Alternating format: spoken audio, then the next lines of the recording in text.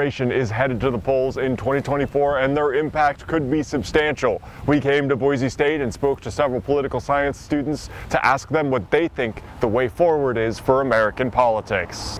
I think we are obligated to help those countries who can't help themselves. I do think that it is important for us to think about how the rest of the world is affected by what we do. The students I spoke to emphasize that the world they've grown up in has been filled with conflict, and though they may not agree on how, they expressed a desire to see the United States continue to act as a world leader.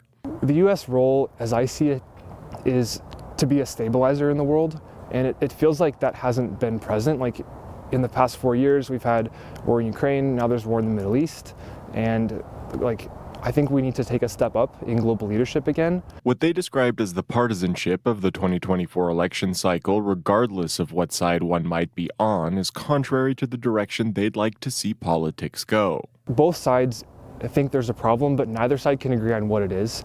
And so you have these two people who are not in conversation with each other, even though they both agree there's a problem. Solving that problem so that we're not on the edge of our seats every election, so that we can stop saying this is the most important election of your lifetime, so we can stop saying unless you vote, the country's going to fall apart. In place of controversy and partisanship, they both said they'd like to see a return to an open marketplace of ideas where things can be discussed openly across partisan lines. Just talking to each other, I think, because those party labels are already set on us. We already have those assumptions. You have a list pop up in your head about, okay, well, this is probably what they believe in, this is probably what they choose. Just not jumping to assumptions, to conclusions about who the person is, just how they identify as a party. I think it's important for us to be able to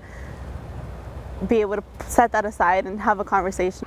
Whether the issue is international, national, or local, all the students I spoke to today told me one thing they'd like to see above all else. They'd like to see a return of discourse and a decrease in partisanship.